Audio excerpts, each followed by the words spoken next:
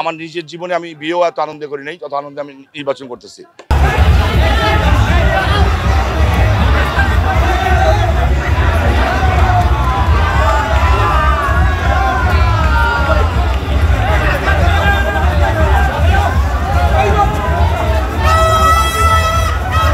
তো আমার বিয়ের আনন্দের চেয়ে আমার নির্বাচন আনন্দ বেশি আছে। আমরা এটা করতে চাই এবং আমরা ইনশাল্লাহ এটা কন্টিনিউ করবো ইনশাল্লাহ।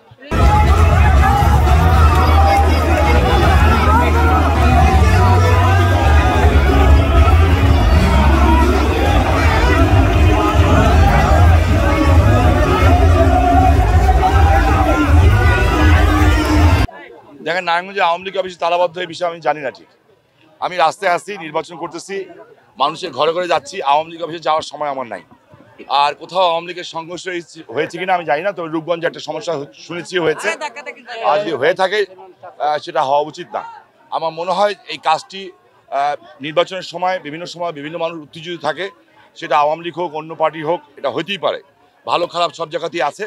আমার মনে হয় নির্বাচন কমিশন এবং নারায়ণগঞ্জে যারা প্রশাসন আছেন, রিটার্নিং অফিসার আছেন, পুলিশ সুপার আছেন, তাদের এগুলি শক্ত হাতে দমন করা উচিত। আমার এলাকায় আমি নির্বাচন করতেছি আনন্দঘন উৎসবের সাথে, এটা আপনারা দেখতেই পাচ্ছেন।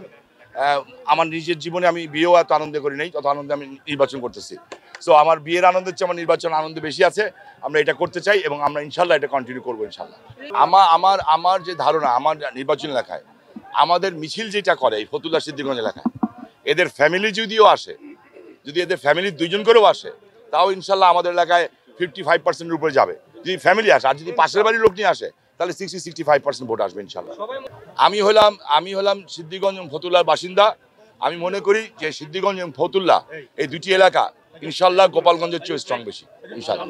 টু বি অনেস্টলি আমার কাজ বাকি নেই। যেমন গতকাল আমি কাশীপুরে গেছি, হ্যাঁ, কাশীপুরে এমন কোনো আনাচে কানাচে গলিতে চাইনি। আমি চাচ্ছিলাম যে মানুষ কিছু দাবি করুক।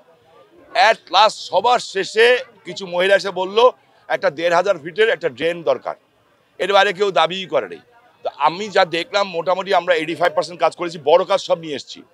এখন আমাদের নেক্সট কাজ যেটা হচ্ছে, আমি আল্লাহকে খুশি করে মরতে চাই। সেই কারণে মাদক, সন্ত্রাস, চাঁদাবাজি, ইফটিচিং এগুলিকে আমরা নির্মূল করতে চাই।